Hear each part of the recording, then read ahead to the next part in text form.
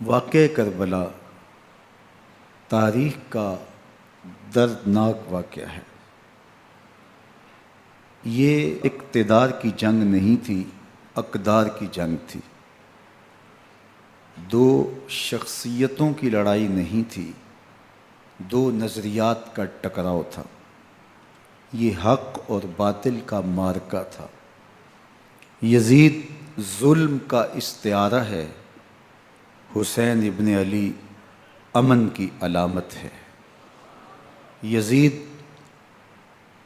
جبر کا پتلا ہے، حسین صبر کا پیکر ہے۔ یزید اپنی بدطینت فطرت اور اپنی طبع ناہموار کے باعث دنیا پر ذلت و رسوائی، ظلم، جبر، جور و زیادتی کی علامت بن کے ابھرا، اور حسین ابن علی رضی اللہ تعالی عنہ حق و صداقت کا نشان بن کے ابھرا۔ کربلا کے تپتے ہوئے ریگزار میں حسینی اور یزیدی دو کردار سامنے آتے ہیں۔ اقبال نے کہا تھا، موسیٰ و فرعون و شبیر و یزید، ایند و قوت از حیات آید پدید، زندہ حق از قوت شبیری است، باطل آخر داغ حسرت میری است، سرخ رو عشق غیور از خون او، شوخی ای مصرع از مضمون او، تا قیامت قطع استبداد کر، موج خون او چمن ایجاد کر۔ یزید بہدل کی بیٹی محسون کا ناپاک بیٹا تھا، اور حسین محمد عربی کی بیٹی فاطمہ کا شہزادہ تھا۔ یزید دمشق کے اطراف میں سرجون اور جریر اختل جیسے اوباشوں کے جرمٹ میں پل کے جوان ہوا۔ حسین کے گھر کا دروازہ مسجد نبوی کے اندر کھلتا تھا۔ یزید نشے میں دھت ہو کر کے نمازیں چھوڑ دیتا تھا۔ حسین کی کربلا کے اندر بھی نماز تہجد قضا نہیں ہوئی۔ یزید ظلم کا دوسرا نام ہے، حسین امن کی علامت ہے۔ یزید نے زندگی میں ایک مرتبہ حج کیا اور شراب کے مٹکے ساتھ لے کے آیا، اور اختل اور دیگر گویوں اور مغنیوں کو اپنے ساتھ رکھا تاکہ سفر آسانی سے کٹے۔ حسین ابن علی نے 25 حج سواری ہونے کے باوجود پیدل کیے۔ یزید حج بیت اللہ کے بعد مدینہ المنورہ آیا اور شراب کی ایک مجلس بپا کی۔ حضرت امام حسین رضی اللہ تعالی عنہ جب وہاں پہنچے تو شراب کی پھیلی ہوئی بدبو کو محسوس کرتے ہوئے فرمایا، یہ بو کیسی ہے؟ تو نشے میں دھت یزید بولا، یہ شام میں بنتی ہے، اور ایک جام منگوایا اور اس کو پیتے ہوئے دوسرا جام حضرت امام حسین رضی اللہ تعالی عنہ کی طرف بڑھاتے ہوئے کہا، ابا عبداللہ لیجئے۔ تو حضرت امام حسین رضی اللہ تعالی عنہ نے فرمایا، میں اس کی طرف دیکھتا بھی نہیں ہوں، اور پھر وہ عشقی اشعار پڑھنے لگا۔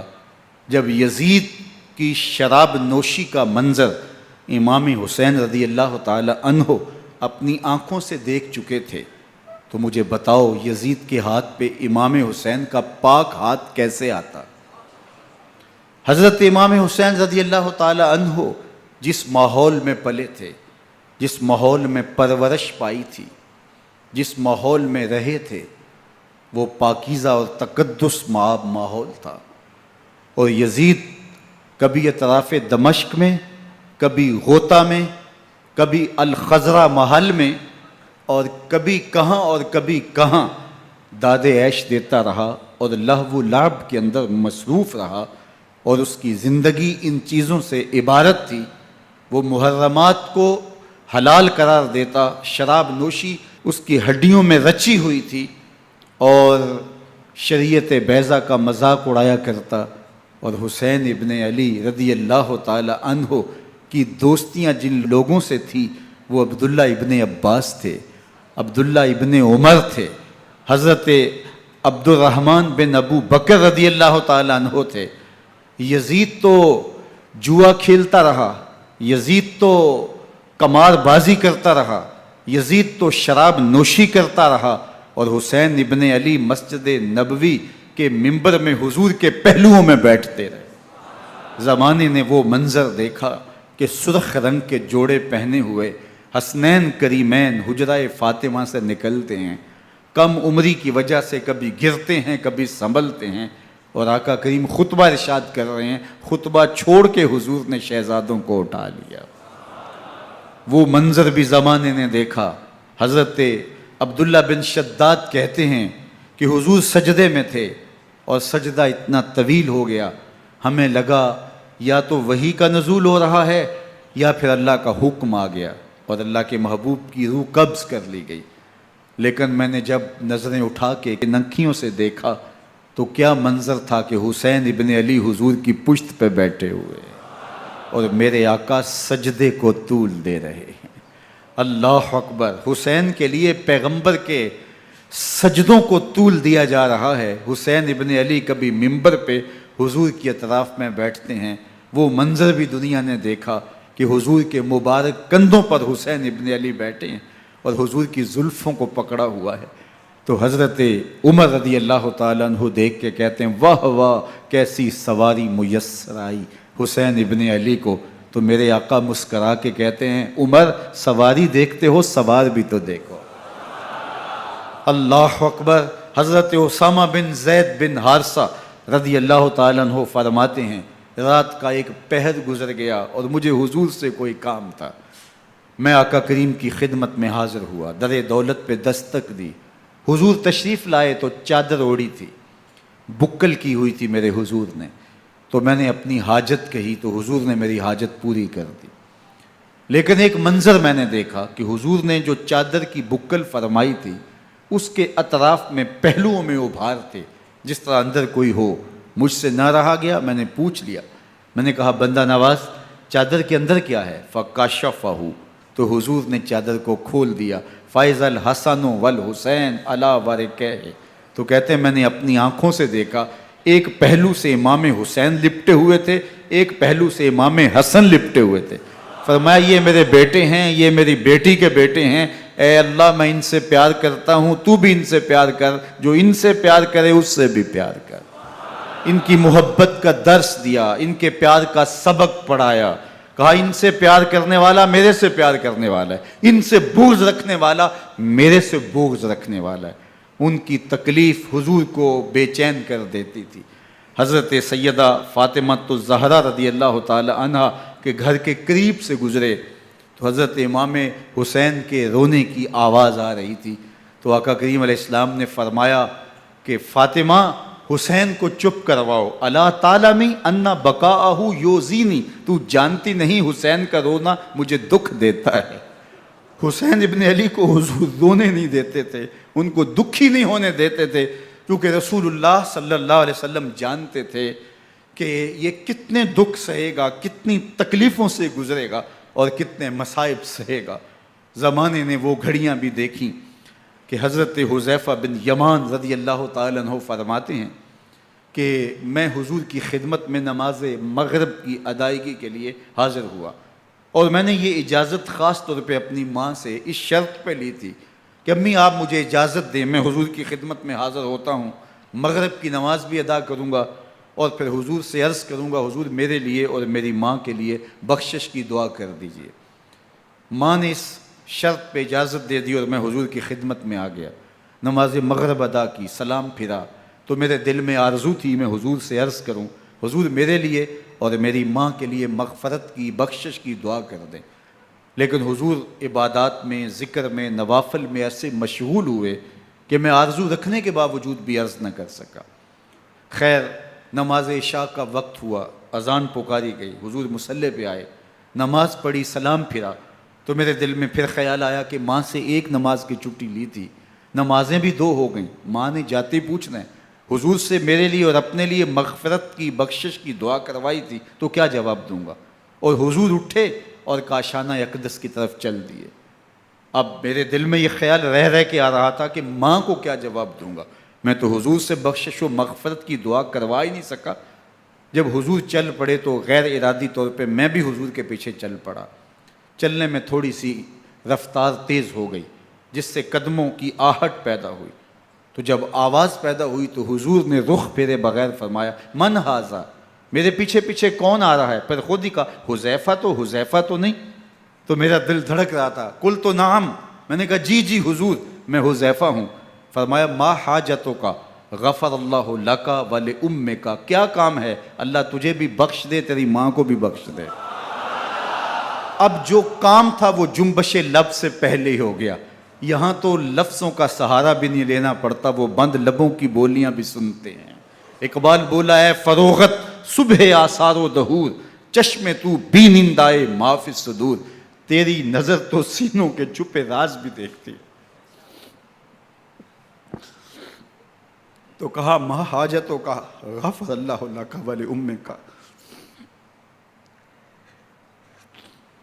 اللہ تجھے بخش دے، تیری ماں کی بھی مغفرت کر دے، کیا کام ہے؟ اب جو کام تھا وہ تو ہو گیا۔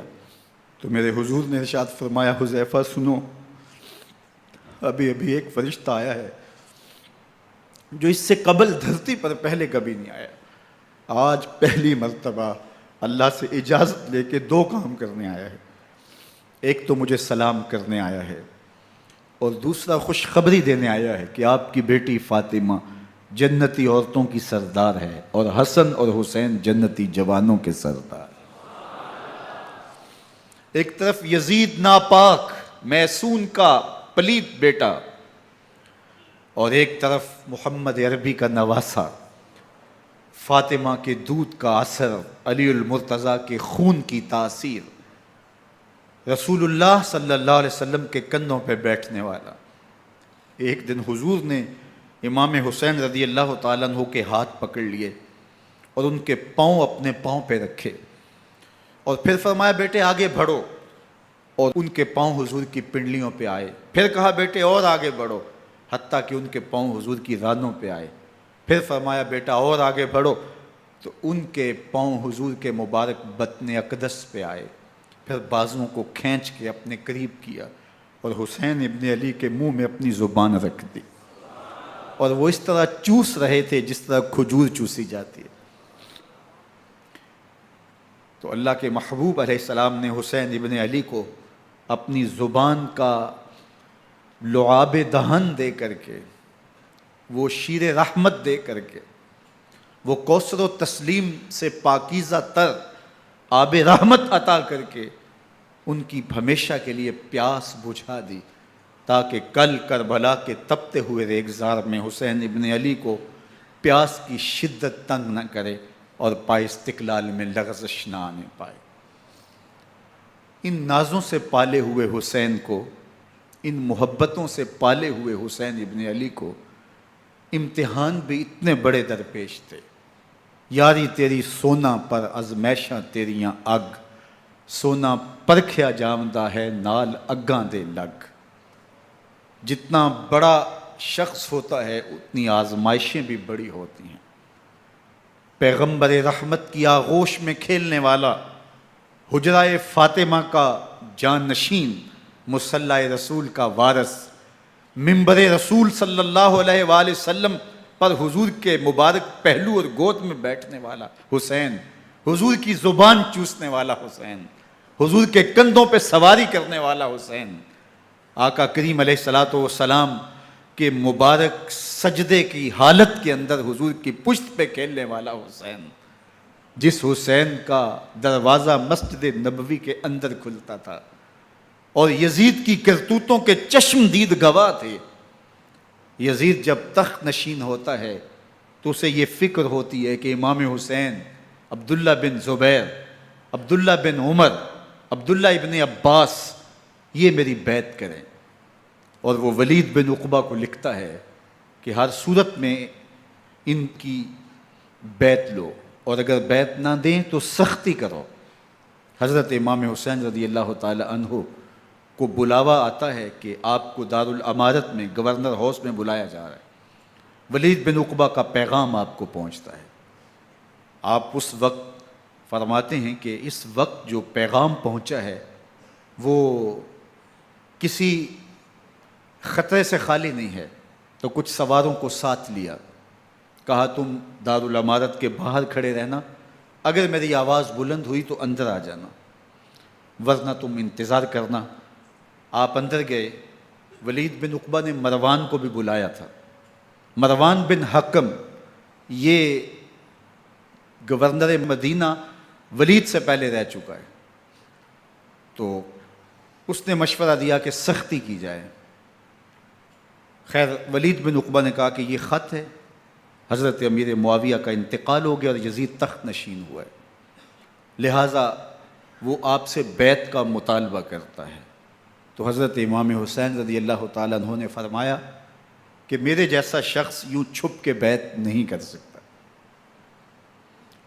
اور آپ واپس پلٹے۔ مروان بن حکم نے ولید بن عقبہ کو کہا کہ یہ موقع ہے جانے نہ دیا جائے، اگر یہ نکل گئے تو دوبارہ تم قابو نہیں پا سکو گے، اور انہیں یہیں قتل کر دیا جائے۔ حضرت امام حسین رضی اللہ تعالیٰ عنہ نے یہ بات سن لی۔ کہتے ہیں حضرت امام حسین انہی قدموں کے بل واپس پلٹے اور مروان بن حکم سے مخاطب ہو کے کہا، مروان کیا بول رہا ہے؟ وہ خاموش ہو گیا۔ فرمایا تو جانتا نہیں ہم کون ہیں؟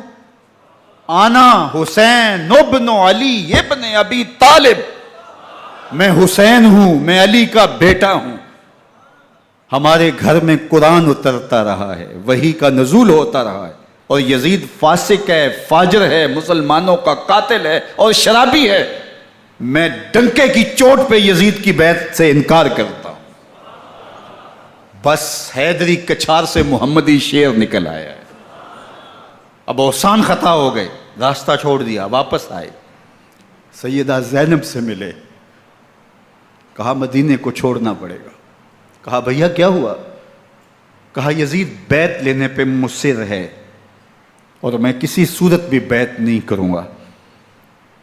رسول اللہ کا مدینہ ہمارے خون سے لالا زار بنے گا، میں نہیں چاہتا کہ حضور کے شہر نور کی حرمت پامال ہو۔ دوستو وہ کیسا منظر ہوگا جب حسین ابن علی نے آخری حاضری حضور کے روضے پہ دی ہوگی۔ حاجی یا معتمر 10 دن کے لیے، 8 دن کے لیے، 20 دن کے لیے مدینہ المنورہ عارضی سکونت اختیار کرتا ہے، اور حضور کے روضہ انور سے، اس شہر نور سے، ان گلیوں سے، ان بام و در سے ایسا مانوس ہو جاتا ہے کہ جب واپس پلٹ رہا ہوتا ہے ان دعاؤں کے ساتھ کہ دوبارہ آنا بھی نصیب ہو، اور اسے لگتا ہے کہ میں دوبارہ بھی بلایا جاؤں گا، لیکن اس کے باوجود شہر حبیب چھوڑنا قیامت سے کم نہیں ہوتا۔ اعظم چشتی مرحوم آخری بار جب حضور کے روضہ انور پہ گئے تو بیمار تھے، ویل چیئر پہ تھے۔ باب بقی سے باہر نکلے تو خادم سے کہا کہ میری ویل چیئر پیچھے سے کھینچو تاکہ میرا رخ روضہ انور کی طرف رہے، اور وہ پیچھے سے کھینچتا چلا جا رہا ہے، اور جب باب مکہ سے پیچھے جنت البقیع کے قریب سے گنبد خضرا نگاہوں سے اوجل ہونے لگا تو اعظم چشتی مرحوم نے کہا، جان بدن سے نکلتی ہے اعظم، جان بدن سے نکلتی ہے اعظم، کوئی آسان ہے مدینے سے جدا ہونا، کوئی آسان ہے مدینے سے جدا ہونا۔ یہ اس شخص کی کہانی ہے جو 10 دن، 5 دن، مہینہ، 2 ماہ وہاں رہتا ہے، اور پھر اس شہر کو چھوڑ کے آنا اس کے لیے آسان نہیں ہوتا۔ اور مجھے بتاؤ کہ حسین جو پیدا مدینے میں ہوا، جس کے گھر کا دروازہ مسجد نبوی کے اندر کھلتا تھا، جو مسجد نبوی کے اندر پرورش پا کے جوان ہوتا ہے اور مدینے کی گلیوں میں کھیلتا رہا، اس حسین ابن علی کے لیے مدینہ چھوڑنا، اور پھر وہ اس بات کا علم اور شعور رکھتے تھے کہ یہ آخری بار حضور کے در پہ حاضری ہے، دوبارہ اس شہر نور میں نہیں آ سکوں گا، تو کیا قیامت ہوگی اور کیا منظر ہوگا۔ محمد بن حنفیہ کے علاوہ خاندان نبوت کے جتنے لوگ تھے ان سب نے شہر مدینہ کو الوداع کہا، اور رات کے موقع میں مدینہ المنورہ کو، مسجد نبوی کو چھوڑ کر کے مکہ کی جانب عازم سفر ہوئے۔ 3 شعبان المعظم کو مکہ المکرمہ پہنچتے ہیں، ادھر کوفیوں کے خطوط آنے شروع ہو جاتے ہیں۔ حضرت امام حسین رضی اللہ تعالیٰ عنہ مسلم بن عقیل رضی اللہ تعالیٰ عنہ کو صورتحال معلوم کرنے کے لیے بھیج دیتے ہیں۔ 40,000 کوفی آپ کے ہاتھ پہ بیعت کر لیتے ہیں۔ ادھر 25 پیدل حج کرنے والے حضرت امام حسین 8 ذی الحج کو احرام باندھتے ہیں، لیکن آپ کو پتہ چلتا ہے کہ حاجیوں کے روپ میں قاتل چھپا دیے گئے، تو آپ اس احرام کو حج کی بجائے عمرے میں بدلتے ہیں اور کوفے کی جانب عازم سفر ہوتے ہیں۔ کائنات والو، ذرا سینے پہ ہاتھ رکھ کے دیکھو کہ یہ کتنا مشکل مرحلہ تھا۔ اس دین کی آبرو کو بچانے کے لیے حضرت امام حسین رضی اللہ تعالیٰ عنہ نے کتنا بڑا قدم اٹھایا۔ آپ کے بہی خواہ، دوست، احباب عبداللہ بن عمر یہ سارے روکتے ہیں۔ عبداللہ بن عباس کہتے ہیں حضرت نہ جائیے، الکوفی لا یوفی، کوفی کبھی وفا نہیں کرتے، آپ کے والد کو وہاں شہید کیا گیا، لیکن آپ ایک فرض کو نبھانے جا رہے ہیں۔ میرے غم گسارو، میرے مہربانوں، نہ روکو مجھ کو جانے دو، مجھے نانے کے دی کی ڈوبتی کشتی بچانے دو، میں جاتا ہوں کہ دنیا پر وفا کا نام رہ جائے، میں رہوں نہ رہوں پر عظمت اسلام رہ جائے۔ میں نہیں جاتا تو نبی کے گھر کی آن جاتی ہے، میں نہیں جاتا تو نبی کے گھر کی آن جاتی ہے، تمہارا دین جاتا ہے میری غیرت ایمان جاتی ہے۔ حضرت امام حسین یہاں سے چلتے ہیں، ابھی راستے میں ہی پہنچتے ہیں کہ یہ خبر آتی ہے کہ کوفے والوں نے بے وفائی کر دی، حضرت مسلم بن عقیل رضی اللہ تعالیٰ عنہ کو شہید کر دیا گیا، نعمان بن بشیر معزول کر دیے گئے، ابن مرجانہ ابن زیاد وہاں متعین کر دیا گیا جو سخت گیر شخص تھا، اور اس نے لوگوں کو ڈرایا، دھمکایا، اور کوفے کے لوگوں کے دل بدل گئے اور وہ بیتیں توڑنے لگے۔ وہ منظر مسجد کوفہ کا کتنا دلگداز تھا۔ جب امام نماز کے لیے کھڑے ہوئے تو 40,000 لوگ آپ کے پیچھے تھا۔ جب سلام پھیرا اور امام نے دیکھا کہ پیچھے لوگ نہیں ہیں، پھر لوگوں نے اپنے دروازے بھی بند کر لیے۔ رات کی تنہائیاں ہیں اور حضرت مسلم بن عقیل کو کوئی پناہ دینے والا نہیں ہے۔ لوگوں نے دروازے بند کر لیے کہ کہیں ہمارے گھر میں نہ آ جائیں اور ہم مشقت اور حکومتی تشدد کا شکار نہ ہوں۔ کتنا دردناک لمحہ ہے حضرت مسلم بن عقیل رضی اللہ تعالیٰ عنہ پہ، اور پھر حضرت مسلم بن عقیل بے دردی سے شہید کر دیے جاتے ہیں۔ آپ ابھی راستے میں ہیں، یہ ساری کہانی پہنچتی ہے کہ حضرت مسلم شہید کر دیے گئے اور بے دردی سے شہید کر دیے گئے۔ وہ جنہوں نے خط لکھے تھے کہ ہم آپ کے ساتھ ہیں اور ہم منتظر ہیں، چشم برا ہیں، آپ کے قدموں کی چاپ سننے کے لیے بےتاب ہیں، آج انہوں نے بیتیں توڑ دی۔ 40,000 کوفی منحرف ہو گئے۔ مسجد کوفہ کا وہ منظر کس قدر روح کو تڑپا دینے والا تھا۔ ہم پچھلے سال عصر اور مغرب کے درمیان جب کوفہ پہنچے تو سورج ڈوبنے کے قریب تھا۔ میں نے اپنی زندگی میں اتنا اداس موسم کہیں نہیں دیکھا جتنا اداس موسم کوفے میں دیکھا۔ ایسے لگتا تھا جس طرح کوفے کی آب و ہوا آج بھی شرمندہ ہے۔ جو مسلم بن عقیل اور خاندان نبوت کے ساتھ اہل کوفہ نے کیا، حضرت امام حسین رضی اللہ تعالیٰ عنہ کو ان کے بہی خواہوں نے، اعزاء نے، اقربا نے، دوستوں نے، آوان و انصار نے، ساتھیوں نے کہا کہ حضرت حالات یکسر تبدیل ہو گئے، اب ہمیں مراجعت کر جانی چاہیے، واپس پلٹ جانا چاہیے۔ تو حضرت امام حسین کافی سوچ بچار میں رہے، پھر اس کے بعد آپ نے فیصلہ کیا کہ ہم آگے بڑھیں گے۔ دوستوں نے کہا کہ حضرت اگر آپ آگے بڑھیں گے تو ہمیں لگتا ہے کہ وہ آپ کے ساتھ سلوک اچھا نہیں کریں گے اور آپ بچوں کے سامنے پیاس سے شہید کر دیے جائیں گے۔ تو حضرت امام حسین رضی اللہ تعالیٰ عنہ نے وہاں ایک خطبہ ارشاد فرمایا کہ لوگو تم جو مجھے بتا رہے ہو مجھے اچھی طرح معلوم ہے، جو تم مجھے منظر پیش کر رہے ہو وہ میری نگاہوں میں ہے، اور جو کچھ ہونے والا ہے چشم تصور وہ منظر دیکھ رہی ہے۔ چونکہ حضرت امام حسین رضی اللہ تعالیٰ عنہ کی شہادت کی خبر حضرت امام حسین کے پیدا ہوتے ہی خاندان نبوت میں عام تھی۔ حضور علیہ الصلوۃ والسلام کو یہ بات جبریل امین نے آ کے بتائی تھی جب حسین ابن علی کے ساتھ حضور محبت کا اظہار کر رہے تھے، تو یہ جبریل امین نے آ کے کہا تھا حضور آپ کا یہ بیٹا ارض طف میں شہید کر دیا جائے گا، اور کربلا کی مٹی لا کے حضور کو دی اور ام سلمہ کو حضور نے عطا کر دی۔ حضرت ام سلمہ کہتی ہیں کہ ایک دن میں سوئی تو خواب دیکھا کہ حضور کے مبارک بال بکھرے ہوئے ہیں اور سخت پریشان ہیں، تو میں نے کہا کہ حضور آپ کی یہ کیا حالت ہے؟ وَبِيَدِهِ قَارُورَةٌ، اور حضور کے ہاتھ میں ایک شیشی ہے، فِيهَا دَمٌ، جس کے اندر خون ہے۔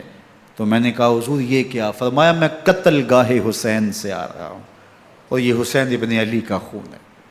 تو کہا 10 محرم کا دن تھا، دوپہر کا یہ منظر تھا، میں کیلولہ کر کے اٹھی، جب میں نے دیکھا تو وہ شیشی جس میں کربلا کی مٹی رکھی تھی وہ خون بن چکی تھی۔ تو یہ خبر پہلے دی گئی تھی، یہ بتا دیا گیا تھا۔ فرمایا میرے دوستو جو تم مجھے بتاتے ہو میں اس سے بے خبر نہیں ہوں، یہ سب کچھ ہونے والا ہے، لیکن اس کے باوجود میں کیوں جا رہا ہوں؟ تو آپ کا ایک تاریخ ساز جملہ ہے جو کربلا کے فلسفے کو ہمارے سامنے رکھتا ہے کہ یہ اتنا بڑا امتحان کیوں دیا۔ حضرت امام حسین رضی اللہ تعالیٰ عنہ نے فرمایا وَلَكُمْ فِي أُسْوَةٌ، میں اس لیے جا رہا ہوں قیامت تک ظلم، جبر اور ناانصافی کے خلاف کھڑے ہونے والوں کے لیے کوئی نمونہ تو ہو۔ میری زندگی قیامت تک ظلم، جبر اور استحصالی نظام کے خلاف کھڑے ہونے والوں کے لیے نمونہ ہے۔ تو حضرت امام حسین رضی اللہ تعالیٰ عنہ نے حق اور باطل کے درمیان ایک سرخ لکیر کھینچ دی اپنے خون سے۔ اب حق اور باطل کا امتیاز کرنا مشکل نہیں ہے، کوئی باطل پہ اڑا رہے تو الگ بات ہے، لیکن امتیاز کرنا مشکل نہیں ہے۔ حدود بالکل واضح کر دیں۔ اقبال نے یہاں کتنی خوبصورتی کے ساتھ اس مضمون کو نبھایا۔ سرخ رو عشق غیور از خون او، شوخی این مصرع از مضمون او، تا قیامت قطع استبداد کر، موج خون او چمن ایجاد کر۔ ایک جہاں آباد کر دیا، حق اور باطل کی راہیں اجال دی۔ اب لوگوں کو یزید کا چہرہ پہچاننے میں دیر نہیں لگتی، وقت کے ہر یزید کا چہرہ آسانی سے پہچانا جا سکتا ہے۔ یہ معرفت زمانے کو کروائی کس نے؟ حسین ابن علی نے کروائی رضی اللہ تعالی عنہ۔ تو حضرت امام حسین نے فرمایا کہ جو میرے ساتھ ہونے والا ہے میں اچھی طرح جانتا ہوں، لیکن میں اس کے باوجود آگے بڑھوں گا۔ پھر بڑھے اور کربلا میں جا کے خیمہ زن ہو گئے۔ 7 محرم کو پانی بند کر دیا گیا، پانی بند ہوا تو کھانا بھی میسر نہیں تھا، لیکن ذکر پانی کا ہوتا ہے اس لیے کہ کھانے کے بغیر انسان کئی دن کاٹ لیتا ہے، لیکن پانی کے بغیر گزر نہیں ہوتی۔ تو فرات کی نہر سامنے اپنی موجوں کے ساتھ چمک رہی ہے، لیکن ایک قطرہ آب بھی آل رسول کو نہیں دیا جا رہا۔ کائنات کے اندر ایسے انوکھے امتحان بھی ہوتے ہیں، وارث ہوں ساقی کوثر کے، مالک ہوں حوض کوثر کے، اور بیٹے ہوں ساقی کوثر کے، اور آج ایک بوند پانی کی بھی میسر نہ ہو۔ صبر کا امتحان ہے، عزیمت کا امتحان ہے۔ حضرت امام حسین رضی اللہ تعالیٰ عنہ خیمہ زن ہو گئے، 3 دن تک پانی بند رہتا ہے، 9 محرم کو رات کی تنہائی میں حملہ آور ہونا چاہتے ہیں، لیکن آپ نے کہا کہ ہمیں اللہ کے حضور عبادت اور ذکر کے لیے وقت دیا جائے۔ ساری رات ذکر میں گزرتی ہے، عبادات میں گزرتی ہیں۔ رات کے اندھیرے میں آپ چراغ بجھا دیتے ہیں۔ آوان و انصار کو کہتے ہیں کہ ان کی دشمنی میرے ساتھ ہے، انہیں میرا خون چاہیے، اگر تم رات کی تاریکی میں نکل جاؤ تو میں تم سے کوئی مواخذہ نہیں کروں گا، اور یہ بھی تمہارا پیچھا نہیں کریں گے، اس لیے کہ ان کا مطلوب تم نہیں ہو، ان کا مطلوب میں ہوں۔ جب چراغ جلایا تو کوئی بھی نہیں گیا۔ مسلم بن اوسجہ کھڑے ہو کے کہتے ہیں حضرت اگر ہمارے بدن کو 70 بار کاٹا جائے اور جلایا جائے اور ہواؤں میں اڑا دیا جائے پھر بھی آپ کا ساتھ نہیں چھوڑیں گے۔ 70 سال کے بوڑھے ہیں حبیب بن مظاہر، کہتے ہیں حضرت آپ کو چھوڑ کے جائیں کہاں، آپ کو چھوڑ کے جائیں کہاں، کوئی ساتھ چھوڑنے کے لیے تیار نہیں ہے، پیاس ہے، سخت گرمی ہے، کربلا کا ماحول ہے، 72 افراد اور خاندان کی خواتین میدان کربلا میں خیمہ زن ہیں، دوسری طرف لشکر اعداء اشقیا 22,000 کی تعداد میں مقابلے میں، ایک روایت 30,000 کی ہے۔ ان صرف 72 پیاسے لوگوں کے لیے اتنے لوگوں کو جمع کرنے کا مقصد خوف زدہ کرنا تھا۔ شرط ہے کہ یزید کی بیعت کر لیں، محاصرے توڑ دیں گے، پانی دستیاب ہوگا، اعزاز و اکرام سے نوازا جائے گا، خزانوں کے منہ کھول دیے جائیں گے۔ لیکن حسین ابن علی کہتے تھے سب کچھ لٹ جائے گا، باطل کے ہاتھ پہ ہاتھ نہیں رکھوں گا۔ اللہ اکبر۔ اب صبح طلوع ہوتی ہے، عاشور کا دن چڑھتا ہے، سورج اپنی پوری تمازت کے ساتھ گرمی برسا رہا ہے۔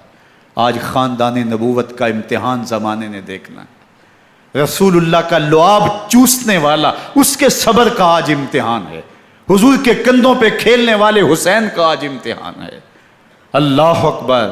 حسین ابن علی تمام حجت کرتے ہیں میں نے تمہارا کچھ نہیں بگاڑا، میں نے کسی کا خون نہیں کیا، میں نے کوئی زیادتی نہیں کی، تم کیوں میرے قتل کے در پہ ہو؟ تم جانتے نہیں میں کون ہوں؟ میں تمہارے نبی کا نواسا ہوں، رسول اللہ صلی اللہ علیہ وآلہ وسلم کے کندھوں پہ کھیلتا رہا ہوں، حضور کا لعاب چوستا رہا ہوں، اور میں بوسہ گاہ رسول صلی اللہ علیہ وآلہ وسلم ہوں۔ لیکن ان اشقیاء کے دل پر کوئی چیز اثر انداز نہیں ہوتی۔ ایک ہور ہے، اللہ اس کے دل میں نرمی ڈالتا ہے۔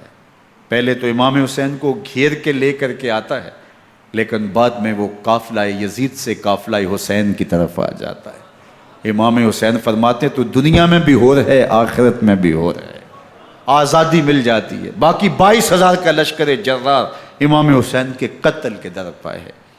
پھر تاریخ نے خاندان نبوت کا وہ انوکھا امتحان دیکھا۔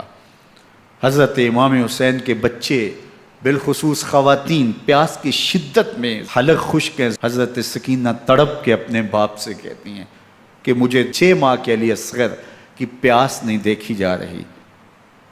بچے کو ہاتھوں پہ اٹھاتے ہیں اور نہر فرات کے کنارے پہنچ کے فرماتے ہیں اشقیاء سے مخاطب ہو کے تمہارا معاملہ میرے ساتھ ہے، اس 6 ماہ کے بچے نے تمہارا کچھ نہیں بگاڑا، اور چلو بھر کے اس کا حلق سیراب کرنا چاہتے ہیں۔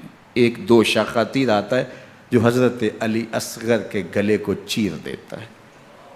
راوی لکھتے ہیں کہ وہ عام تیر نہیں تھا، جانوروں کو شکار کرنے کے لیے جو بڑے تیر ہوتے ہیں وہ 2 شاخہ تیر تھا۔ وہ گردن کو کاٹ دیتا ہے، خون بہنے لگتا ہے، گردن لٹک جاتی ہے۔ حضرت امام حسین وہ بہتا ہوا خون اپنے چلو میں لیتے ہیں اور آسمان کی طرف اچھال کے کہتے ہیں مالک حسین کی یہ قربانی بھی قبول فرما۔ یہ تماشا لب بام نہیں ہے، بچہ بیمار ہو ڈاکٹر جواب دے دیں، ماں باپ کے ہاتھ پھول جاتے ہیں، زندگی کی سانسیں ابھی چل رہی ہوتی ہیں، لیکن ڈاکٹر کہے کہ یہ میرے بس کا روگ نہیں ہے، کہیں اور لے جاؤ، تو زندگی کا لف و نشر غیر مرتب ہو جاتا ہے۔ میں سلام پیش نہ کروں حسین ابن علی کو، 6 ماہ کا علی اصغر ہاتھوں میں دم توڑتا ہے، گردن لٹک جاتی ہے، خون بہہ رہا ہے، اب خیموں کی طرف بڑھ رہے ہیں، لیکن زبان پہ شکایت نہیں ہے، کہتے ہیں مالک حسین کی یہ قربانی قبول کر لے۔ اب خیموں کی طرف آنا، شہر بانوں ام رباب سیدہ زینب حضرت سکینہ سلام اللہ علیہا کا سامنا کوئی آسان کام نہیں تھا، لیکن حسین ابن علی آتے ہیں، شہزادے کو یہاں خیموں کے قریب رکھ کے کہتے ہیں کہ یہ حوض کوثر سے سیراب ہو گیا ہے۔ اللہ اکبر، کوہرام مچ جاتا ہے خیموں کے اندر، کیا منظر ہوگا اور ان کو کن الفاظ کے پیرائے میں ڈھال کر کے ان کیفیات کو بیان کیا جا سکتا ہے جو اہل بیت کے خیموں کے اندر علی اصغر کی شہادت کے بعد کا منظر رقم ہو رہا ہوگا۔ اللہ اکبر، ادھر اشکیا آوازیں دے رہے ہیں، مبارزت کے لیے پکار رہے ہیں۔ زمانے نے پھر وہ منظر بھی دیکھا کہ جوان بیٹے کو 18 سال کی کمائی حضرت امام حسین میدان عمل میں بھیج رہے ہیں۔ وہ علی اکبر جو حسین کا نور نظر ہے، آنکھوں کا قرار ہے، دل کی تسکین ہے۔ اور پھر حضرت علی اکبر جب گھوڑے کی زین سے فرش زمین پہ گرتے ہیں تو باپ کو آواز دیتے ہیں، اور حضرت امام حسین جو ہے وہ آگے جا کے بیٹے کی لاش اٹھاتے ہیں۔ اللہ اکبر، 18 سال کے بیٹے کی لاش کو کندھوں پہ اٹھا کے خیموں تک لاتے ہیں اور ہاتھ پھیلا کے کہتے ہیں مالک حسین کی یہ قربانی بھی قبول فرما۔ کبھی قاسم بن حسن کی لاش اٹھا کے لاتے ہیں، کبھی اون و محمد کی لاشیں اٹھا کے لاتے ہیں، بھتیجوں کی، بھانجوں کی، بھائی عباس کے کٹے ہوئے بازو اور زخموں سے چھدا ہوا لاشا۔ کیا کیا قیامتیں تھیں جو اس کربلا کے ایک میدان کے اندر نہیں توڑی گئیں۔ حضرت امام حسین پر دکھ پہ دکھ، تکلیفوں پہ تکلیفیں۔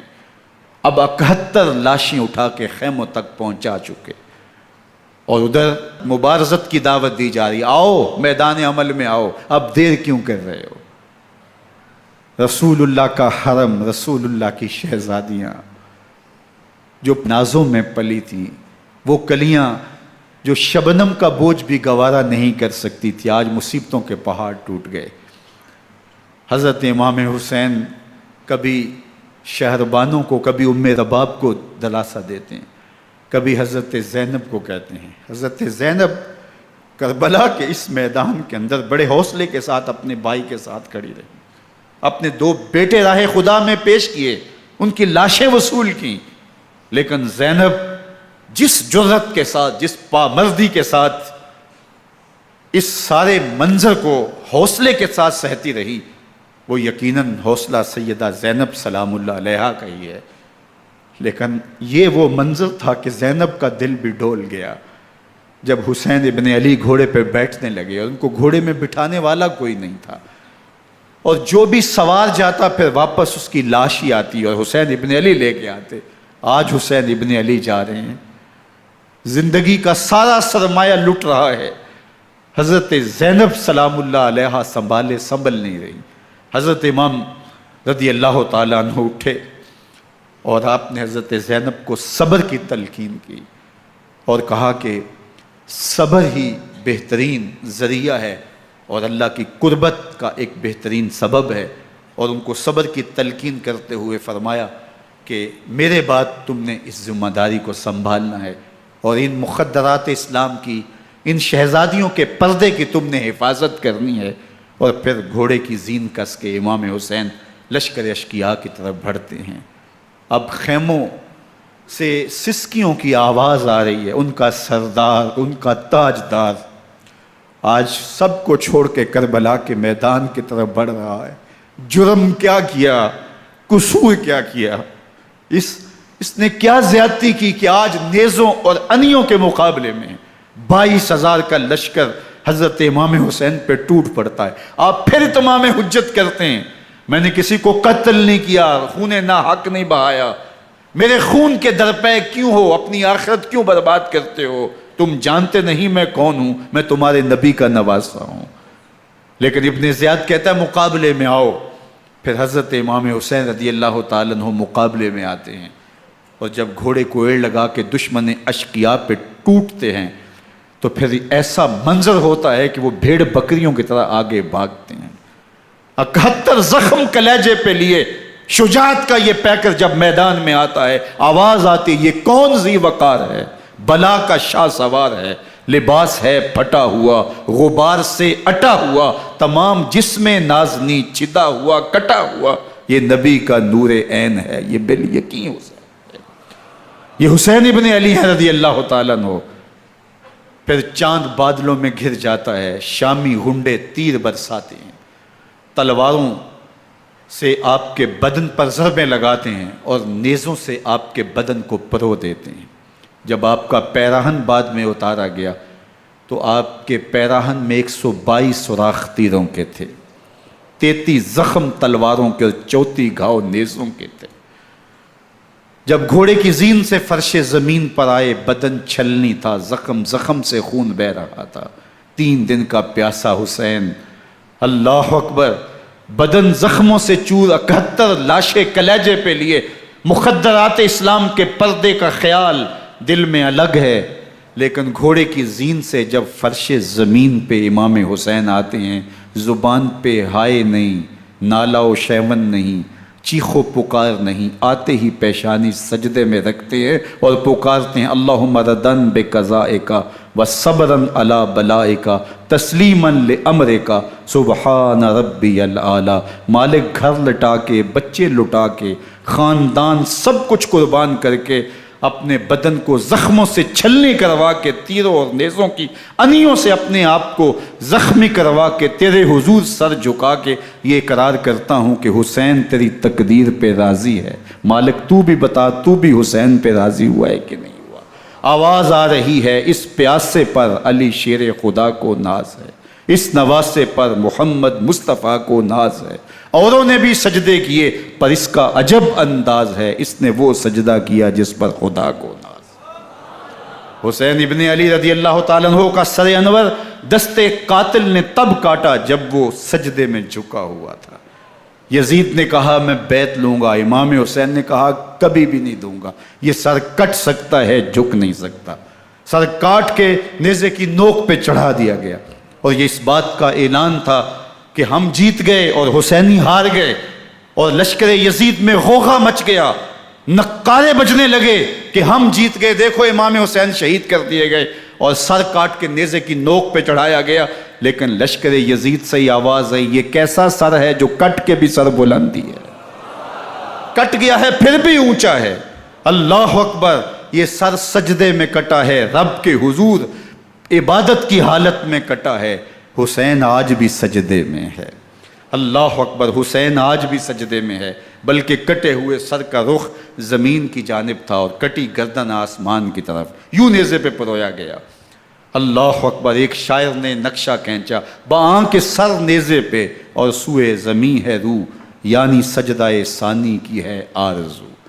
رکعت کے 2 سجدے ہوتے ہیں، ابھی ایک سجدہ ہوا تھا کہ دست قاتل نے سر کاٹ دیا، کہا حسین کی پیشانی میں دوسرے سجدے کی تمنا مچل رہی ہے۔ یہ تھا حسین ابن علی کا سجدہ، ساری زندگی رب کے حضور سجدہ قضا نہیں ہونے دیا۔ آج پانی نہیں ہے، اللہ اکبر، آج تیمم کر لیتے ہیں، آج اپنے خون کو اوڑھ کر کے حسین نے اپنی پیشانی اپنے مالک کے حضور جھکا کر کے عظیمت کی وہ انوکھی داستان رقم کر دی کہ صدیاں گزرنے کے باوجود بھی ان کی یادوں کے چراغ روشن ہیں۔ جب حضرت امام حسین اور دوسرے اعیان و انصار کو شہید کر دیا گیا تو ان کے سر نیزوں کی نوک پہ چڑھا دیے گئے، حضرت امام حسین کا کٹا ہوا سر اور باقی 71 افراد کے کٹے ہوئے سر نیزوں کی نوک پہ، اور 10 سواروں کو ابن سعد نے کہا کہ ان کو رون دو، اور گھوڑوں کی ٹاپوں تلے حضرت امام حسین رضی اللہ تعالیٰ عنہ اور ان کے آوان و انصار کو جو ہے وہ روندا گیا، حتیٰ کہ ان کی استخوان مبارک، ان کی ہڈیاں بھی چور چور ہو گئیں۔ روننے سے قبل ان کا لباس اتار لیا، ان کے کپڑے اتار لیے گئے، اللہ اکبر، کیسی دردناک گھڑیاں تھیں۔ یزید کا صرف یہی بد کرداری کا مرحلہ نہیں تھا، اس کربلا کے صحرا کے اندر یزید نے جس طرح امام حسین رضی اللہ تعالیٰ عنہ کو شہید کیا اور حضرت امام حسین کے خاندان کو شہید کیا، جب مدینہ المنورہ پر یزید نے مسلم بن عقبہ کو مقرر کیا، جس کو بزرگوں نے مصرب بن عقبہ کہا ہے، تو اس کو کہا 3 دن تک مدینے کا حرم تمہارے لیے حلال ہوگا، جو چاہو تم کرنا، اور شامی فوجوں کو اجازت ہوگی۔ تو وہاں بھی انہوں نے 10,000 تابعین اور 700 صحابہ کو شہید کیا۔ حضرت ابو سعید خدری رضی اللہ تعالیٰ عنہ گھر سے باہر نکلے، کافی بوڑھے ہو چکے تھے، تو انہوں نے حضرت ابو سعید خدری کو پکڑ لیا، کہا تم کون ہو؟ کہا مجھے ابو سعید خدری کہتے ہیں۔ تو کہا ہاں تمہارا نام سنا ہے، اور داڑھی سے پکڑ کے کھینچا اور کہا کہ ہے تمہارے پاس جو ہمیں دو؟ تو کہا کہ میرے پاس تو کچھ بھی نہیں، میں تو فقیر آدمی ہوں۔ تو ان کے گھر ان کو لے گئے، تو 2 کبوتر رکھے تھے حضرت ابو سعید خدری نے، تو وہ کبوتر لوٹ کے لے گئے۔ اللہ اکبر۔ حضرت ابن سنان رضی اللہ تعالیٰ عنہ کو، جو حضور کے علم بردار تھے فتح مکہ کے دن، ان کو ستو پہلے پلائے اور پھر ان کی گردن کاٹی گئی، اور کہا یہ ہے وہ ستو جو تم زندگی میں آخری بار پیو گے۔ ایک گھر میں داخل ہوئی شامی فوج، تو ایک خاتون کے ابھی بچہ پیدا ہوا تھا، اور قابلہ نے، دائیا نے، وہ بچہ ماں کی چھاتی پہ لٹایا، اور وہ ماں کا پہلا دودھ پی رہا تھا۔ تو یہ جا کے کہنے لگے نکالو تمہارے پاس جو کچھ ہے۔ تو اس خاتون نے کہا تم جانتے ہو یہ بچہ کون ہے؟ تو انہوں نے کہا ہم نہیں جانتے۔ کہا یہ حضرت ابن ابی کبشہ انماری رضی اللہ تعالیٰ عنہ کا بچہ ہے، اور یہ وہ صحابی ہیں کہ جو بیت الشجرہ کے موقع پہ حضور کے ہاتھ پہ بیعت کرتے ہیں۔ انہوں نے اس چیز کا لحاظ نہ کیا کہ جو کچھ ہے وہ ہمیں دو، ورنہ تیرے بچے کو نہیں چھوڑیں گے۔ تو ماں بچے سے مخاطب ہو کے کہتی ہے، ابھی بچہ پیدا ہوا ہے اور ماں سے پہلا دودھ پی رہا ہے، کہ بیٹے اگر میرے پاس کچھ ہوتا، وہ قیمتی سے قیمتی چیز بھی ہوتی، تیری جان کے لیے قربان کرتی، لیکن اس وقت میرے پاس کچھ ہے نہیں۔ تو ایک شکی آگے بڑھا اور بچے کو ایک ٹانگ سے پکڑ کے کھینچ کے دیوار کے ساتھ پٹک کے مارا، جس سے دماغ کا بھیجا نکل گیا۔ کیا کیا زیادتیاں نہیں کی۔ 700 صحابہ حرہ کے واقعہ میں شہید کیے یزید نے، اور 10,000 تابعین شہید کیے۔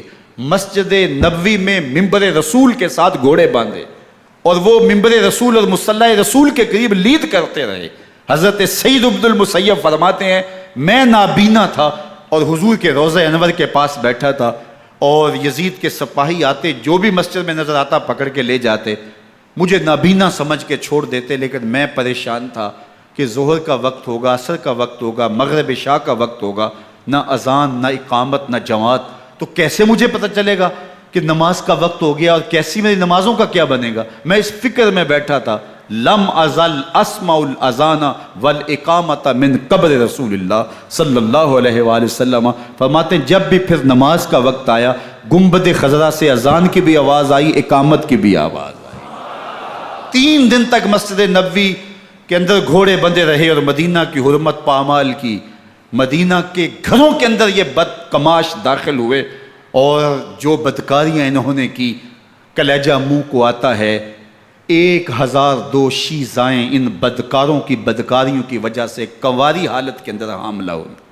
3 دن تک مدینے کا حرم انہوں نے پامال کیا، اور پھر مکہ المکرمہ میں کعبۃ اللہ پر گولے برسائے، اور کعبہ کا غلاف جل گیا۔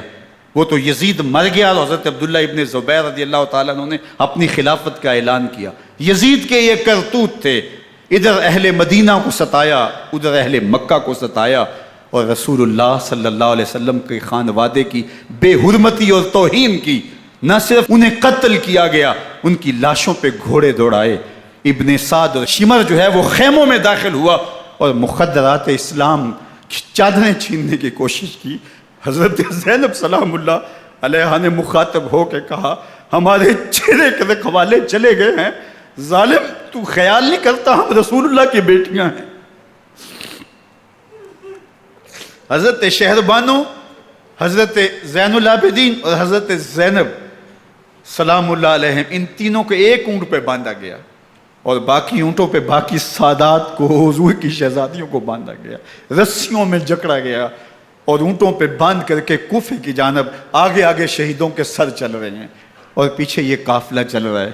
اور جب یہ قافلہ وہاں سے گزرا جہاں لاشیں پڑی تھیں، امام زین العابدین 14 سال کے تھے اور بیمار تھے، اور ان کا حوصلہ نہ ہوا، وہاں غشی ان کے اوپر آنے لگی، اور وہ منظر ابن کثیر نے، باقی لوگوں سب نے لکھا ہے کہ پھر جب ان کی یہ حالت ہوئی تو پھر سیدہ زینب سلام اللہ علیہ، جنہوں نے ابھی تک بڑے حوصلے کے ساتھ ساری مشکلات کا مقابلہ کیا تھا، اب ان کے بندھن ٹوٹ گئے اور آنکھوں سے آنسو بہنے لگے، اور سیدہ زینب نے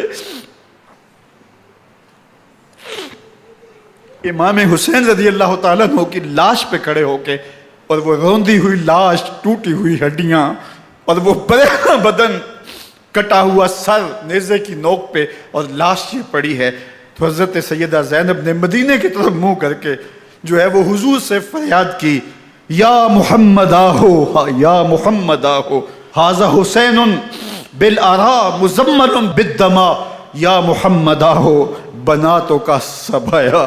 یا رسول اللہ، اے پیارے آقا، یا جد آہو، اے ہمارے نانا محترم، یہ دیکھیے آپ کا حسین پڑا ہوا ہے، بدن سے کپڑے اتار لیے گئے، خاک ہوائیں اڑا رہی ہیں، اور اس کے اوپر چادر جو ہے وہ مٹی کی پڑ گئی ہے۔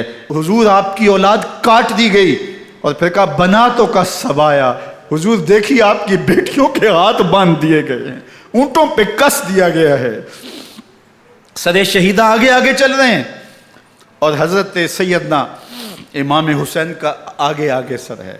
راستے کے اندر ایک جگہ آئی، رات گزری اور ان کو اتارا گیا۔ رات کا موقع تھا، ایک خاتون آئی اور اس نے کوئی کھانا پیش کیا ان کو، اور کہا کہ میں کسی زمانے میں حضرت سیدہ فاطمہ تو زہرا کی نوکری کیا کرتی تھی، ان کی لونڈی تھی، ان کی کنیز تھی، اور آج مجھے پتہ چلا کہ آپ لوگ گزر رہے ہیں، تو میں نے کہا کہ میں اپنی مخدومہ کے خاندان کی خدمت کروں۔ اور پھر اس نے کہا کہ اس وقت سیدہ کی گود میں ایک 6-7 ماہ کی بچی تھی جس کو زینب کہا کرتے تھے، تو سیدہ زینب نے کہا کہ اماں اگر پہچانتی ہو تو وہ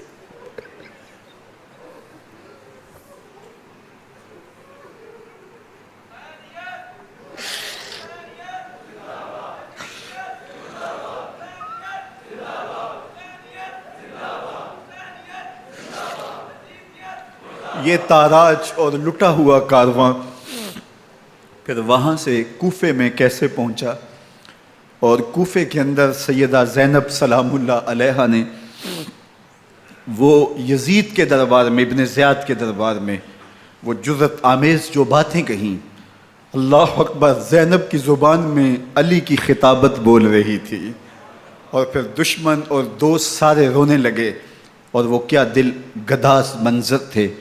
اور پھر یہ سروں کا قافلہ اور سادات کرام کا مشکیں کسی ہوئی ہیں اور اونٹوں پہ باندھے ہوئے، ان کو وہاں سے پھر قادسیہ اور قادسیہ سے پھر دمشق یزید کے دربار میں پہنچایا گیا، اور وہاں سے یہ لٹے ہوئے خانمہ برباد تاراج لوگ مدینہ المنورہ میں کیسے پہنچے، اور اہل مدینہ نے کیسے استقبال کیا، اور وہ منظر کتنا دلگداز تھا جب اہل مدینہ زینب سے پوچھتے تھے زینب حسین کہاں ہے؟